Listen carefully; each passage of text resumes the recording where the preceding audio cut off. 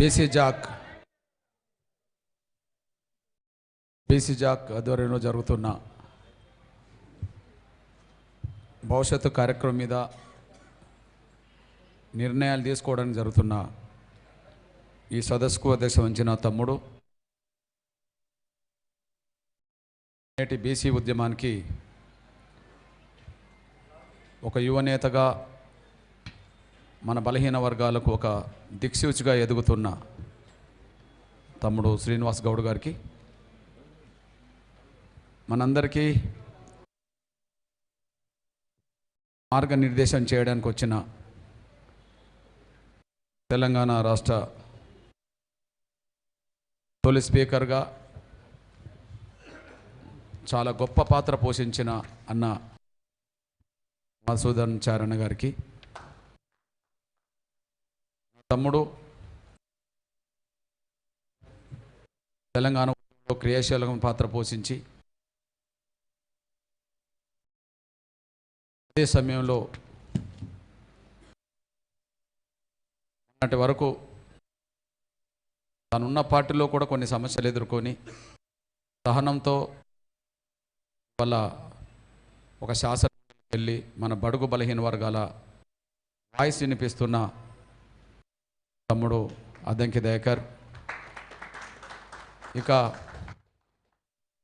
సమాజంలో విప్లవం కొన్ని పార్టీల పేరు గుర్తుకొస్తే అది సినిమాలో చూడాలనుకుంటే మాత్రం ఆర్కృష్ణ మన అన్న నారాయణమూర్తి అన్నే, అది దాని సినిమాలో చూడాలంటే మాత్రం ఈ పేరును తెలుసుకునే వాళ్ళే సమాజంలో ఉన్నారన్న. మీకు దండం. ఆ స్థాయికి ఒక గుర్తింపు తెచ్చుకున్నాం అన్న నారాయణమూర్తి అన్న గారికి, తమ్ముడు సురేష్, ఇంకా ఈ జాక్లో భాగస్వామ్యమైన సంఘాలకు సంబంధించిన నా సోదరులందరికీ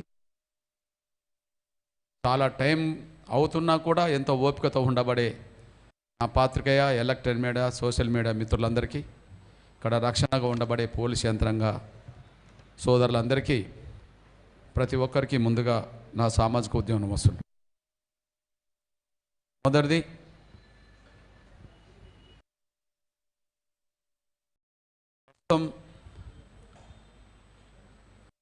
భారతదేశంలో ఉండబడే నా బీసీల ఆకాంక్షకు, భారతదేశంలో ఉండబడే నా బీసీల ఆకాంక్షకు తెలంగాణ ఒక దిక్సూచిగా మారబోతుందనే సంకేతం మన చైతన్యం ద్వారా, మన ఉద్యమం ద్వారా అందుతున్నది. ఇప్పటికే దాదాపు 50% రిజర్వేషన్లు పొందుతున్న నా బలహీన వర్గాల ప్రయోజనాలు కాపాడుకుంటున్న రాష్ట్రం తమిళనాడుగా చరిత్రలో ఉన్నది. ఆ తర్వాత ఆకాంక్షలు అన్ని రాష్ట్రాల్లో ఉన్నప్పటికీ అదే ఆకాంక్షలు ఇప్పుడు ఎవరం మాట్లాడుకున్నా తమిళనాడు 50% గురించి మాట్లాడుకుంటున్నాం, 9th షెడ్యూల్ గురించి మాట్లాడుకుంటున్నాం. అంటే కారణాలు ఏమైనా తమిళనాడు బీసీ ప్రజల ఆకాంక్షలకు ఒక చట్ట రూపం ఇచ్చి కాపాడుకునే కాడ మాత్రం దేశంలో మొదటి వరుసలో నిలబడ్డది. కానీ దాని మోడల్గానే భారతదేశంలో ఉండే అన్ని రాష్ట్రాల్లో ఉండబడే నా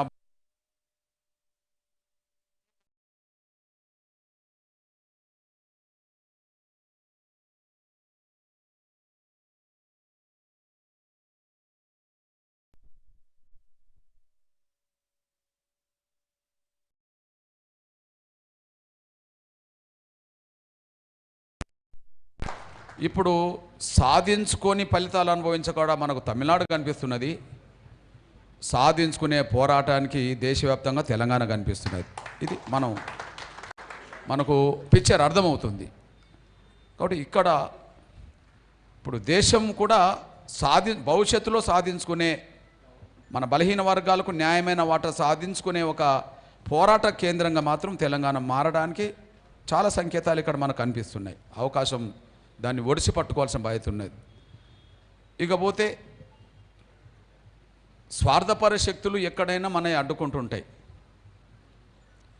ముఖ్యంగా మన వాట మనకు దక్కకుండా చేయడానికి ఇప్పటి వరకు అన్ని వర్గాల అవకాశాలు ఎవరు దోచుకుంటుండ్రో వాళ్ళు అడ్డం పడుతుంటారు.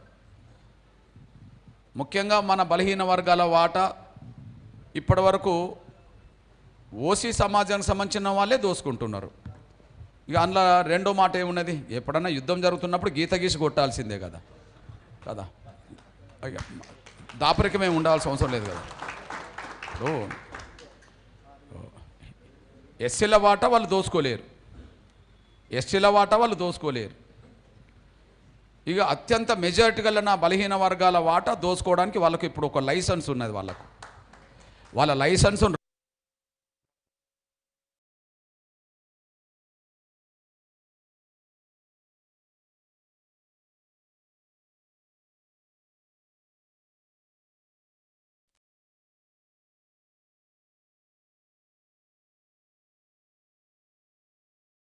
పెంచింది. ఆ వచ్చిన చైతన్యాన్ని మనం ఇప్పుడు పెరిగిన మన చైతన్యాన్ని, వచ్చిన పట్టుదలను దాన్ని ఒడిసి పట్టుకొని భవిష్యత్తుకు వెళ్ళాల్సిన అవసరం మాత్రం మన కళ్ళ ముందట ఉన్నది.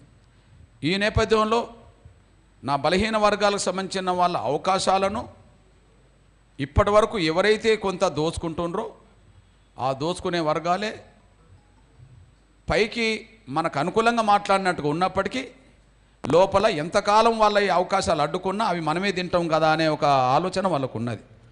పైకి చాలామంది మనకు నైతికంగా మద్దతు ఇచ్చేటోళ్ళలో కూడా ఇంటర్నల్గా అడ్డుకునే శక్తులకు ప్రోత్సహిస్తున్నట్టుగా మనకు అనిపిస్తున్నది. పైకేమో మనం పోయినప్పుడు తృప్తిగా మన మీద భుజమే చేసి లేదా దగ్గర తీసుకొని మన దగ్గర మాట్లాడుతున్నప్పటికీ ఎవరైతే లీగల్గా అడ్డుకునే ప్రయత్నం చేస్తుండ్రో వాళ్ళకి ఇంటర్నల్గా మాత్రం వాళ్ళకి సహకారం మానసికంగా ఉన్నదనే విషయం మనకు అర్థమవుతుంది. కాబట్టి వాళ్ళని కూడా మనం పసిగట్టాల్సిన బాధ్యత మన మీద నెట్టబడ్డది. ఈ నేపథ్యంలో నా బలహీన వర్గాల న్యాయమైన వాటా పొందే విషయంలో ఖచ్చితంగా ఇటు ఎంఆర్పిఎస్, ఇటు మాల మహానాడు, దళితుల్లో అత్యంత మెజారిటీ వర్గం మాదిగలవుతే రెండో స్థాయి జనసంఖ్య గల నా మాలలు, ఇతర దళిత ఉపకులాలన్నిటిని కలుపుకొని ముందు ఖచ్చితంగా నా బలహీన వర్గాల మూమెంట్కు అన్ని రకాలుగా అండాదండలు అందించాల్సిన బాధ్యత ఎంఆర్పిఎస్, మాల మహానాడు మీద, మొత్తం దళిత సంఘాల మీద ఉన్నది. ఆ బాధ్యత నెరవేరుస్తాం. అట్లనే ఎస్సీ ఎస్టీలకు జనాభా పరంగా రిజర్వేషన్లు ఉన్నాయి కాబట్టి ఎస్టీ సంఘాల నుంచి కూడా మన తమ్ముడు ముందే మనం అక్కడ నాగోల్ కాడ మాట్లాడుతున్నప్పుడు వెంటనే అక్కడ నా ఎస్టీలకు ఉన్న నా లంబడి తమ్ములతో ఫోన్లో మాట్లాడి రేపటి కార్యక్రమంలో అందరు భాగస్వాములు కండి అని చెప్పడం జరిగింది. అదే సమయంలో ఆదివాసీ తమ్ములతో కూడా మాట్లాడి ఇందులో భాగస్వాములు కావాలి తమ్ముడు, ఎక్కడున్నా కూడా మన శక్తి ఎక్కడున్నా మన బీసీలకు అండగా నిలబడదామని చెప్పి వాళ్ళకు చెప్పడం జరిగింది. మొన్నటి బంద్లో ఆ పాత్ర ఎస్సీ సంఘాలు కూడా పోషించినాయని చెప్పి నేను భావిస్తున్నాను. నేను మొన్నటి బంద్లో అది మనందరూ తెలుసు, అది ఏ జిల్లా కేంద్రమైనా, ఏ నియోజకవర్గ కేంద్రమైనా, ఏ మండల కేంద్రమైనా అక్కడ మన కింది సామాజిక వర్గాల శక్తులు కూడా మన బలహీన వర్గాలకు అండగా ఉన్నట్టుగా మనకి ఎక్కడికక్కడ రుజువు అవుతుంది. ఇక్కడ అంటే ఎస్సీలో, ఎస్టీలో, బలహీన వర్గాల్లో క్రమక్రమేణా ఐక్యత పెరుగుతుంది. ఇక మనల్ని అడ్డుకునే వాళ్ళకి మాత్రం ఎక్కడో కొద్దిగా నిద్ర పట్టని రోజులు మాత్రం వస్తున్నాయి. ఇది ఏ మలుపు తిరుగుతుందో అని. అంటే ఇది భవిష్యత్తులో ఈ ఐక్యత, ఈ పోరాట రూపం, ఇది భవిష్యత్తులో ఏ రాజకీయ రూపం దాలిస్తే అది ఎక్కడ వాళ్ళ రాజకీయ పదవుల పునాదులకు ఎసరు పెడుతుందో అనే భయం కూడా కొంతమందికి ఉన్నది. ఉండనియండి, మనం మాత్రం ఐక్యత పెంచుకుందాం. ఖచ్చితంగా దీన్ని సాధించుకునే ప్రయత్నంలో అన్ని రకాలుగా ముందడిగేద్దామనే విషయం కూడా మీ దృష్టికి నేను తీసుకొస్తున్నాను.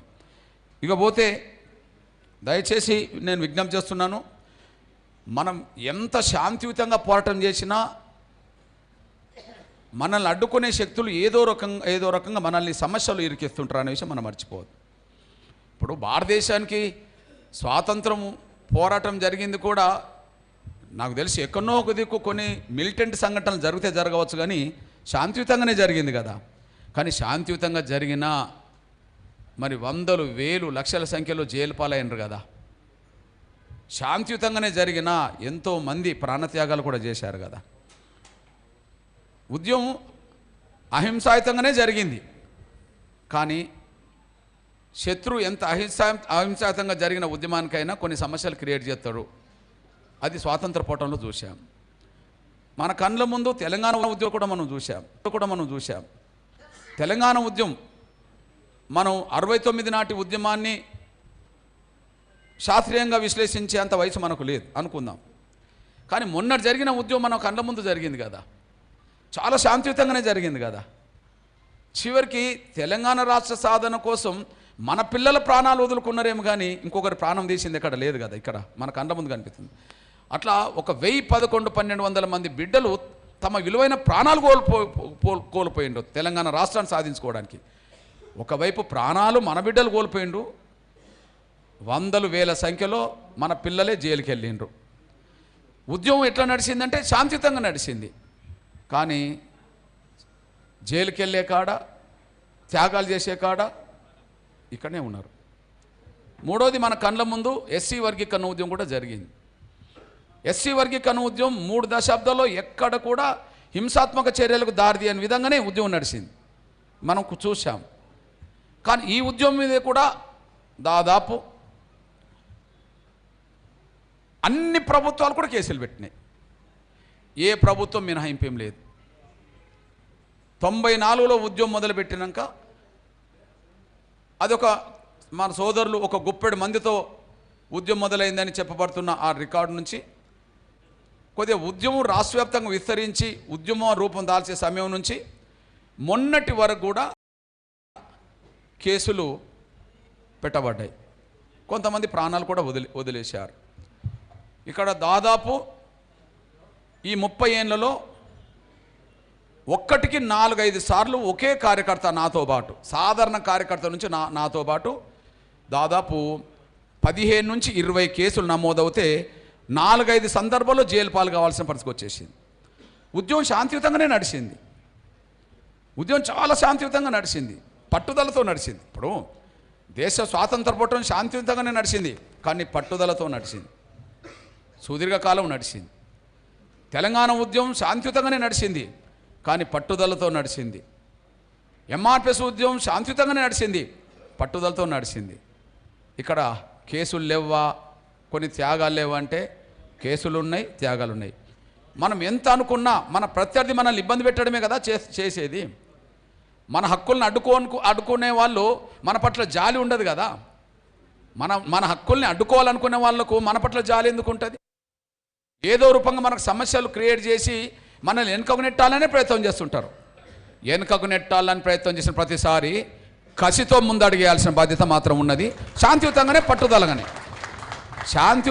పట్టుదలతోటే కసితో ముందడుగేద్దాం. కాబట్టి దయచేసి వాటిని పెద్దగా చూసుకోబకండి. అయితే మనం ఎక్కడ ఒక మిలిటెంట్ పోరాటమో ఎవరి మీదనో దాడి రూపంగానో మేము చేయకపోయినా మా ఉద్యమాన్ని వెనుకకు నెట్టేయడం కోసం ఇట్లాంటి కుట్రలు జరుగుతున్నాయని చెప్పి కుట్రలను ఎక్స్పోజ్ చేద్దాం. కానీ శ్రమకు, కొన్ని కేసులకు, కొన్ని త్యాగాలకు మాత్రం మనం వెనుకడేయద్దని మాత్రం విజ్ఞప్తి చేస్తున్నాం. వాళ్ళ కుట్రలను ఎక్స్పోజ్ చేయాలి.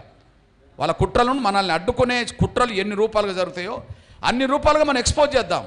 కానీ మానసికంగా మాత్రం ఏ త్యాగానికైనా సిద్ధంగా ఉండే స్థాయిలోనే మన నాయకత్వం కమిట్మెంట్గా ఎదగాలి, మన కార్యకర్తలు ముందుకు తీసుకురావాలి. ఆ ఒక్క విషయంలో మాత్రం నా సూచనగా చెప్తున్నాను అనేసి కూడా మీరు చేసుకోవాలి. ఎందుకంటే స్వాతంత్ర పోరాటం చూసాం, తెలంగాణ ఉద్యమం మన కళ్ళ ముందు చూసాం, మనం నడిపించాం అందరం కలిసి. ఎంఆర్పిఎస్ ఉద్యమాన్ని మన కళ్ళ ముందు అందరూ చూసాం. మీ అందరి సపోర్ట్ తోటే ఈ ఉద్యమం ఒక విజయం వైపు నడిచింది. ఇది మనందరూ తెలిసిన విషయం. ఇకపోతే నా తమ్ముడు శ్రీనివాస్ గౌడ్ ఇప్పుడు మొత్తం తెలంగాణ బలహీన వర్గాల ఉద్యమానికి ఒక కేంద్ర బిందువుగా, ఒక యువనేతగా కేంద్ర బిందువుగా ఎదుగుతున్నాడు. ఆయనను ప్రోత్సహించాల్సిన బాధ్యత, సహకరించాల్సిన బాధ్యత, ముందుకు నడిపించాల్సిన బాధ్యత, గైడ్ చేయాల్సిన బాధ్యత, అన్ని రకాలుగా ఆయనకు చైతన్యవ్వాల్సిన బాధ్యత మనందరి మీద ఉన్నది. అదేవిధంగా నా మీద కూడా ఉన్నదనే విషయం కూడా నేను భావిస్తున్నా. ఖచ్చితంగా ఏ సమయంలో ఎలాంటి పాత్ర పోషిస్తే మన ఉద్యమం ముందుకెళ్తుందో, లక్ష్యం నెరవేరడానికి ఏ పాత్ర పోషిస్తే అది కరెక్ట్ అనిపిస్తుందో ఆ పాత్ర పోషించడానికి, నా తమ్ముడికి అండగా నిలబడడానికి, ముందుకు నడిపేయడానికి నిజాయితీగా పాత్ర పోషిస్తామనేసి కూడా మర్చిపోదు. వాస్తవానికి ఇది మొన్నటి బంద్ రూపం దాల్చకముందే, మొన్న 18 బంద్ జరిగింది. ఈ బంద్ రూపం దాల్చకముందే జరుగుతున్న పరిణామాలన్నీ మనం చూస్తున్నాం. కాబట్టి ఒక 42% రిజర్వేషన్ల అంశం ఒక బలమైన ఎజెండాగా ఇక్కడ మారింది. కాబట్టి అన్ని రాజకీయ పార్టీలు ఏ రకంగా చూసినా కూడా శాసనసభలోనూ బయట మద్దతుగానే మాట్లాడుతున్నాయి. కాబట్టి ఇక దీన్ని మనం మరింత శక్తివంతంగా మలచడం కోసం మనం బయట నుండి ఏ పాత్ర పోషిద్దామని చెప్పి వాస్తవానికి దసరా రోజే నా తమ్ముడు అబ్దంకిని పిలుచుకొని మన గిరిజన వర్గాల నుంచి బెల్లయ్యని పిలుచుకొని ఇంటికాడనే దసరా రోజు 3 గంటలు మాట్లాడుకున్నాం ముగ్గురం కలిసి. నేను ఇంటికి పిలిపించుకున్నా దసరా రోజు. దయాకర్ భార్య ఉంది, ఆమె కూడా ఎస్టీ. మన బెల్లయ్య నాయకు వచ్చాడు తమ్ముడితోటి. దాదాపు 3-4 గంటలు మాట్లాడుకున్న దాంట్లో ఏంటంటే బలహీన వర్గాల ఉద్యమం, నా బీసీల ఉద్యమం ఒక శక్తివంతంగా ఎదుగుతున్నది, మారుతున్నది. అంతిమంగా బలహీన వర్గాల ఆకాంక్షలకు అనుగుణంగా ఒక ఉద్యమ రూపం దాల్స్తున్నది. ఆ దాల్స్తున్న ఉద్యమ రూపానికి మనం మన సోదర శక్తులుగా మనం ఏం పాత్ర పోషించాలి, ఎట్లా పాత్ర పోషిస్తే బలహీన వర్గాల ఉద్యమానికి మనం చైతన్యించిన వాళ్ళమవుతాం అనే దాని మీద ఆ పాత్ర పోషిద్దామని చెప్పి దసరా రోజే 3-4 గంటలు మనం ఇంట్లోనే మాట్లాడుకున్న విషయం మీ దృష్టికి తీసుకొస్తున్నాను నేను. ఆ తర్వాత మళ్ళీ బంధు రూపం వచ్చింది. ఆ బంధుకు తమ్ముడు వెంటనే చెప్పండి, తమ్ముడు నేను బంధు రూపానికి నువ్వు కోరాల్సిన అవసరం ఏమున్నది. ఆర్కృష్ణను కూడా ఫోన్ చేశాడు, తమ్ముడు ఫోన్ చేశారు. అన్న మీరు కోరాల్సిన అవసరం లేదు, ఇందులో మేము భాగస్వాములమే, అణగారిన వర్గాల పక్షాన మేము ఉండాల్సిన బయట ఉన్నది కదా అని చెప్పి కూడా తమ్ములకు చెప్పాం. సరే, ఉద్యమంలో బంధులో ఎంత పాత్ర పోషిస్తే మనం కరెక్టో అంత పాత్రలో అందులో ఉన్నామనే విషయం కూడా మీ దృష్టికొస్తున్నాను, భవిష్యత్తులో కూడా ఉంటాం. ఇకపోతే నా విజ్ఞప్తి ఏంటంటే, మనకు ఇక్కడ పాలకపక్షం కాంగ్రెస్, కేంద్రంలో పాలకపక్షం బీజేపీ. కేంద్రంలో పాలకపక్షం, రాష్ట్రంలో పాలకపక్షం. ఇప్పుడు రాష్ట్రంలో పాలకపక్షం, కేంద్రంలో ప్రతిపక్షంగా ఉన్నది. ఇక్కడ నాకు తెలిసి మిగతా వాళ్ళందరినీ మనకు సానుకూలంగా మాట్లాడే ప్రతి ఒక్కరిని, అది ఏ రాజకీయ పార్టీ అయినా, వాళ్ళందరితో సంప్రదింపులు చేసుకొని వాళ్ళందరూ అండదండలు తీసుకోవాల్సిన బాధ్యత మాత్రం తమ్ముడి మీద నెట్టబడ్డది. వీళ్ళ మీద వాళ్ళు పిలిచినప్పుడు మిత్రులుగా పనిచేయండి, కానీ సమస్య పరిష్కరించకపోతే వాళ్ళకి నిద్ర పట్టని రోజులు కూడా తీసుకురండి. ఆ స్థాయిలో కూడా మన ఉద్యమం ఎదగాలి. కలిసినప్పుడు మిత్రులుగానే పరిగణించండి. వాళ్ళు ఎంతో మంచితనంతో మనం మాట్లాడితే, సమస్య పరిష్కారానికి ఎంత నిజాయితీ వాళ్ళు కృషి చేస్తే అంతకాలం వాళ్ళని ఖచ్చితంగా మనం పరిగణలో తీసుకొని కలిసి పనిచేద్దాం. కానీ ఎక్కడన్నా సమస్య పరిష్కారానికి ముందుకు వచ్చినట్టుగా నటిస్తూ వాళ్ళ బాధ్యత నెరవేర్చలేని సందర్భం ఇక్కడ వస్తే మాత్రం దాన్ని బాగా ఎక్స్పోజ్ చేసి ఎదుర్కోవాల్సిన బాధ్యత మాత్రం మన కళ్ళ ముందు మనకు రాబోతుంది. దానికి అనుగుణంగా సిద్ధంగా ఉండాల్సిన బాధ్యత కూడా ఉన్నదని నేను భావిస్తున్నాను. ఇక్కడ మనకు 2 పార్టీలో 2 మిత్రశక్తులు బలంగా ఉన్నాయి. ఎంత కాదనుకున్నా కాంగ్రెస్ ప్రతిపక్షమైన ఆ ఇండియా గ్రూపులో, అలయన్స్ గ్రూపులో డిఎంకేనే ప్రధాన పాత్ర, బలమైన శక్తివంతం ఉంది అది కదా. ఇప్పుడు మెజారిటీ రీత్యా చూసుకున్నా కూడా పార్లమెంట్ మెంబర్ల సంఖ్య ఎక్కడ ఉన్నాయంటే మనకు డిఎంకే నుంచి, మనకు మిత్రపక్షం నుంచే ఉండడానికి అవకాశం ఉంటుంది. అంటే ఇండియా గ్రూప్కి సంబంధించి ఇండియా పార్టీకి నాయకత్వం వహిస్తున్న గ్రూపు నాయకత్వం కాంగ్రెస్, మనకు రాహుల్ గాంధీ రూపంగా, ఇంకొక రూపంగా సోనియా గాంధీ రూపంగా, మల్లికార్జున రూపంగా 42% వాళ్ళు నైతిక మద్దతు, అన్ని రకాల మద్దతు ఇస్తుండ్రు. ఇక్కడ కారణాలు ఏమైనా రేవంత్ రెడ్డి గారు దాన్ని ఒక బలమైన చర్చగా మలచడంలో మాత్రం ఒక ప్రధాన పాత్ర పోషించినట్టుగా ఉన్నది. ఓకే, ఇక్కడ ప్రధాన పాత్ర పోషించిన ముఖ్యమంత్రి గారు 2 పాత్రలు పోషిస్తే సమస్య పరిష్కారం ఎవరి మీద ఒత్తిడి పడాలో వాళ్ళ మీద ఒత్తిడి పడడానికి అవకాశం ఉంటుంది. ఒకటి, ఇక్కడ నుంచి ఆయన చొరవ తీసుకొని అన్ని రాజకీయ పార్టీలు ఎట్లాగో శాసనసభలో మద్దతు ఇచ్చినాయి కాబట్టి అన్ని రాజకీయ పార్టీలకు ఆయనే బహిరంగ లేఖలు రాసి, వీలైతే ఏమాత్రం సంశయించకుండా ఇంకా వేరే కోణంలో వెళ్లకుండా అందరితో ఫోన్లో మాట్లాడి ఒక అఖిలపక్ష సమావేశాన్ని ఏర్పాటు చేసి అదే అఖిలపక్ష నాయకులు అందరినీ తీసుకెళ్ళి ప్రధానమంత్రి గారిని కలవడానికి ప్రయత్నం చేస్తే కొంత చర్చ సీరియస్గా మారడానికి కొంత అవకాశం ఉంటుంది. ఇది నేను ప్రతి సభలో చెప్తున్నాను. నిజంగా చెప్పాలంటే టెక్నికల్ అంశాలు ఎప్పుడు కొన్ని అడ్డంకులు వచ్చినా కూడా ఇవాళ ప్రధాన ఎజెండాగా మార్చడంలో మాత్రం రేవంత్ రెడ్డి గారు ఒక కీలకమైన భూమిక పోషించినట్టే అన్న. ఒక కీలకమైన భూమిక ప్రధాన. ఇప్పుడు ఏ పార్టీ అయినా సరే బీసీ రిజర్వేషన్ల గురించి 42% గురించి అయితే మాట్లాడుతుంది కదా. ఒక దశకత వచ్చింది కదా. ఈ దశకు తీసుకోవడానికి ప్రయత్నం చేసిన రేవంత్ రెడ్డి గారు 2వ అడుగు కూడా ఆయనే ముందడుగు వేయాలి. అది అఖిలపక్షం దగ్గరికి తీసుకెళ్ళడానికి చొరవ తీసుకోవాలి. బేసిజాలు లేకుండా కేసీఆర్ గారికి ఫోన్ చేయాలి, బేసియాలు లేకుండా ఇప్పుడు రామచంద్రరావు గారు బీజేపీకి నాయకత్వం వహిస్తున్నాడు, ఆయనకు ఫోన్ చేయాలి, అందరికీ సిపిఐ సీఎంకి ఫోన్ చేయాలి. వాళ్ళందరినీ కలుసుకొని ఇక్కడ సాంకేతికంగా ఏ సమస్యలు అయితే దీనికి అడ్డం వస్తున్నాయో ఆ అడ్డంకులు తొలగించడానికి రెండే మార్గాలు మనకు కనిపిస్తాయి.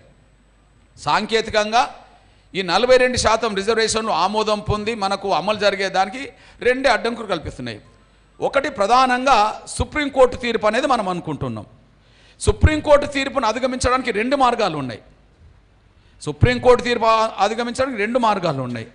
ఇప్పుడు ఎట్లాగూ రేపు వచ్చే నెలలో ఇక్కడను మనకు కోర్టు ఒక అభిప్రాయం వ్యక్తం చేస్తుంది. ఈ అభిప్రాయం వ్యక్తం చేస్తే ఎవరైనా సరే మళ్ళీ సుప్రీంకోర్టుకు ఒకసారి వెళ్ళే దశకు వస్తుంది. అక్కడ మనం పట్టు బిగించి టెక్నికల్గా ఏ ఇందిరా సహాని కేసో ఇంకో కేసో 9 మంది జడ్జీలో ఏదైతే అంటుండ్రని చెప్పి వస్తున్నదో దాన్ని రివ్యూ చేయడానికైనా సరే ఒక 11 మందికో 12 మందికో జడ్జీలతోటి దీన్ని ఫైనల్ చేయాలని నిర్ణయానికన్నా రావాలి. ఎగ్జాంపుల్ ఎస్సీ వర్గీకరణను సుప్రీంకోర్టే రద్దు చేసింది ఒక 5 జడ్జీలతో. మళ్ళీ ఎస్సీ వర్గీకరణను సాంకేతికంగా అది కరెక్టే, రాష్ట్రాలకు ఉండే అధికారం ఉన్నదని చెప్పి మళ్ళీ చెప్పింది సుప్రీంకోర్టే. ఒక 5 జడ్జీలతో వర్గీకరణ కొద్దిగా అడ్డంకులు కల్పిస్తే 7 జడ్జీలతో దాన్ని క్లియర్ చేయడం జరిగింది. దానికి కేంద్రం చొరవ తీసుకున్నది. ఓకే, మీరు అన్నట్టుగా ప్రధానమంత్రి గౌరవ నరేంద్ర మోడీ గారు చొరవ తీసుకున్నాడు.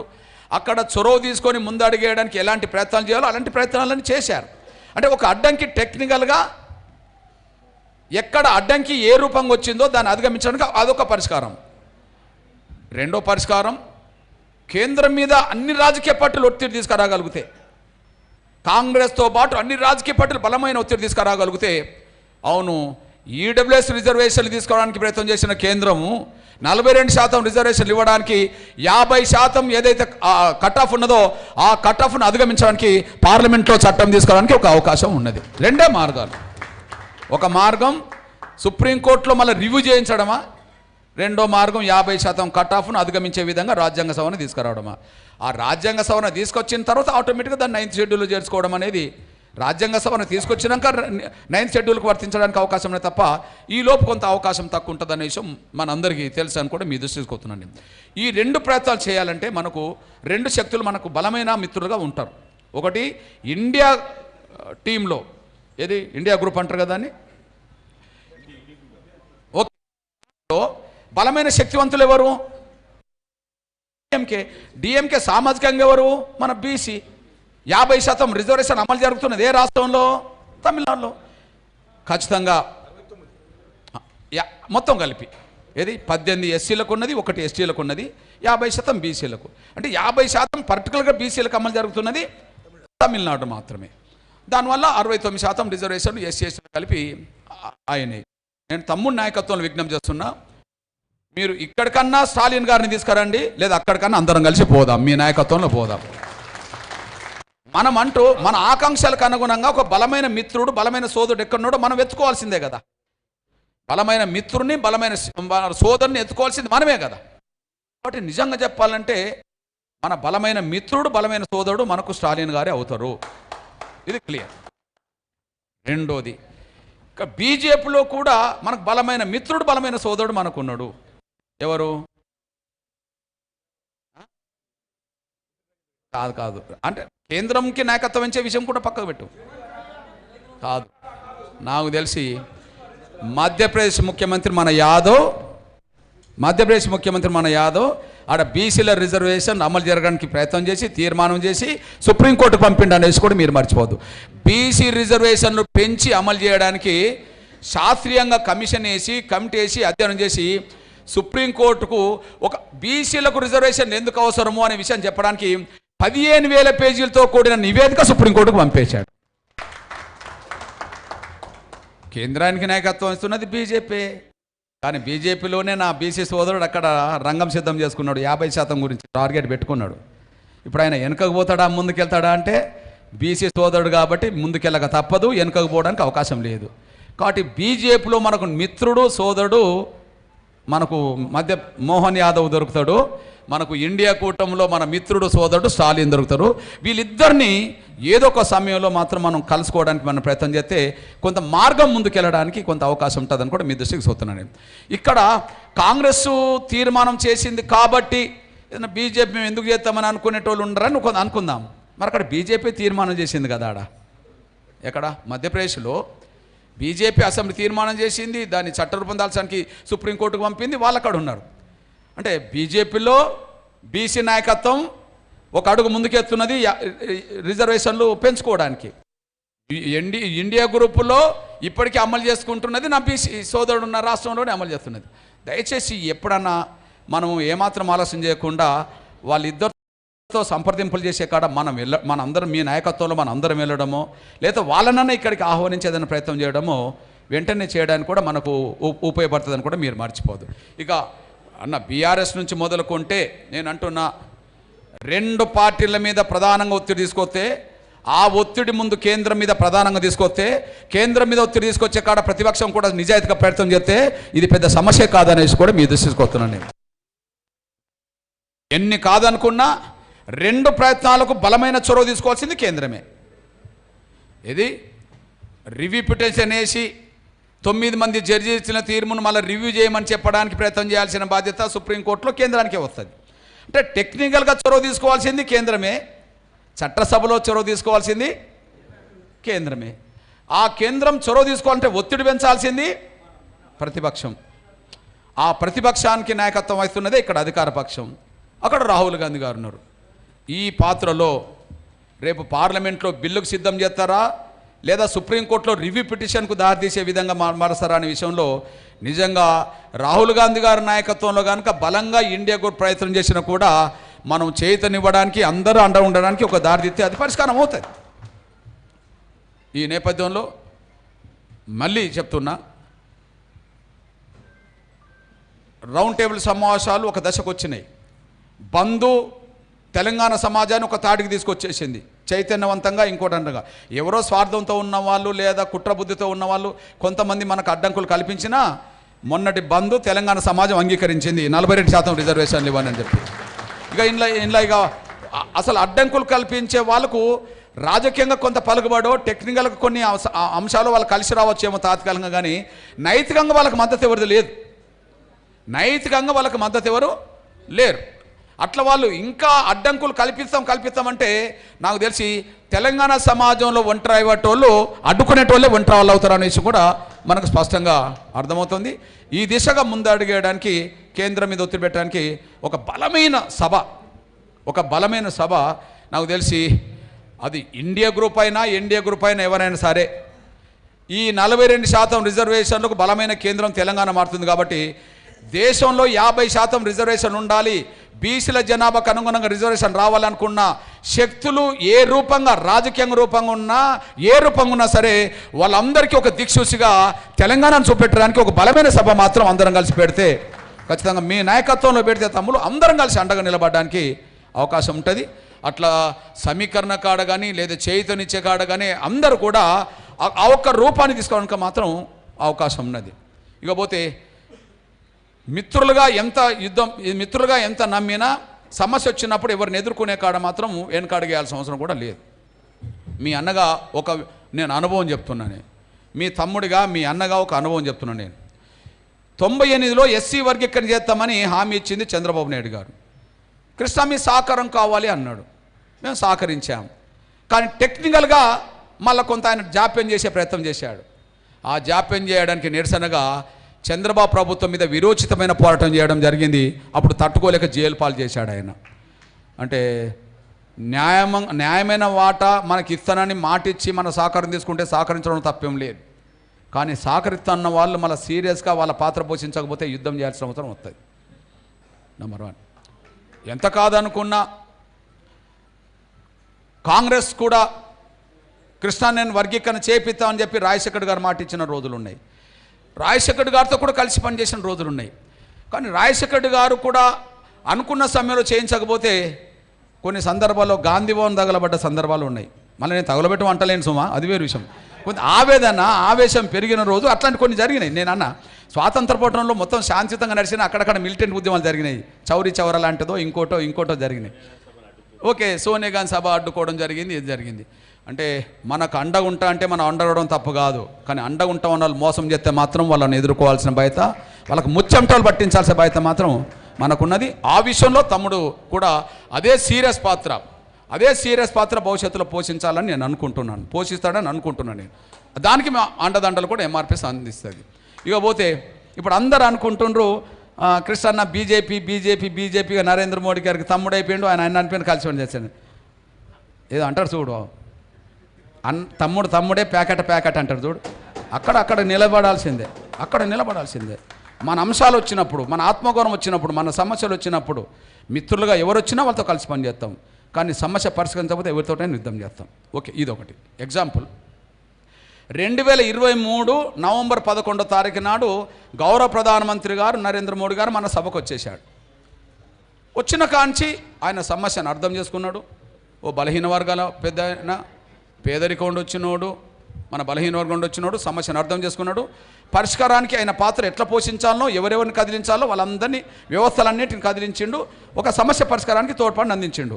ఆ విషయంలో నేను వ్యక్తిగతంగా ఎప్పుడైనా సరే నేను గౌరవ నరేంద్ర మోడీ గారికి ఒక తమ్ముడుగానే నా పాత్ర పోషిస్తా. అది వేరే విషయం. ఆ విషయంలో నేను కృతజ్ఞతగా ఉండే మనిషిని కాబట్టి నేను ఆ పాత్ర పోషిస్తా. కానీ ఒక గౌరవ పెద్దలు ప్రధానమంత్రి గారు నరేంద్ర మోడీ గారు ఒక సభకు రావడానికంటే ముందు బీజేపీ మీద యుద్ధం చేశాం. ప్రతిసారి ఢిల్లీకి వెళ్ళేది ఎవరి మీద యుద్ధంకి వెళ్ళేది?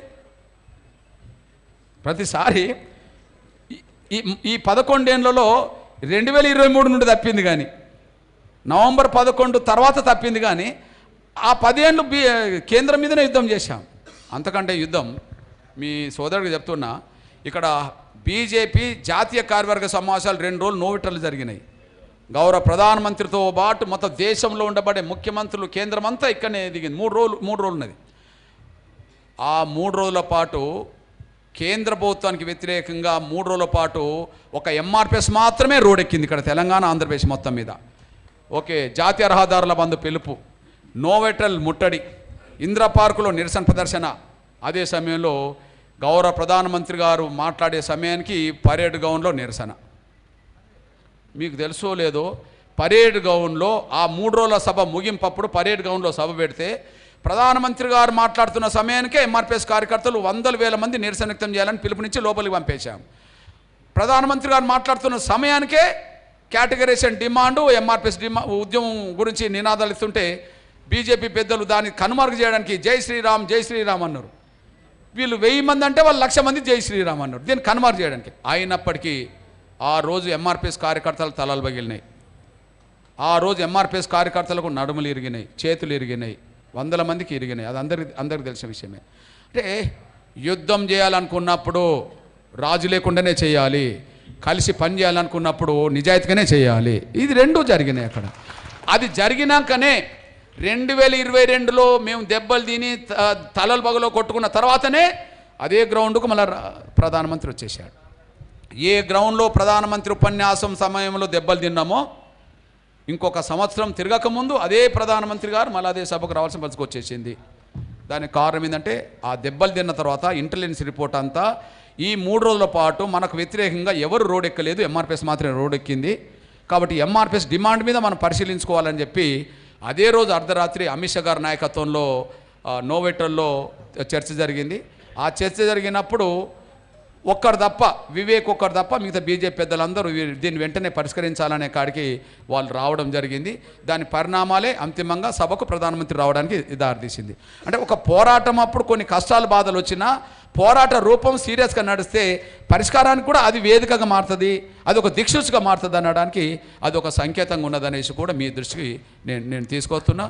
అందువల్ల పోరాటం చేసేటప్పుడు రాజీ లేకుండానే చేద్దాం. మనకు న్యాయంగా ఎవరన్నా ముందుకు వస్తే వాళ్ళకి అండగా నిలబడడానికి కూడా రాజీ లేకుండానే ఉందాం. ఏదేమైనా నా తమ్ములకు, నా అన్నలకు, నా చెల్లెలు తమ్ములందరూ విజ్ఞప్తి చేస్తున్నా, గుర్తు చేస్తున్నా, ఈ 42% రిజర్వేషన్లు అమలు చేయించే పోరాటంలో ఓకే బయట ఉండబడే నీ సోదర శక్తులుగా, ఎస్సీ ఎస్టీ బిడ్డలుగా ఖచ్చితంగా మా పాత్ర నిజాయితీగానే పోషిస్తాం, మీకు అండగా నిలబడతాం.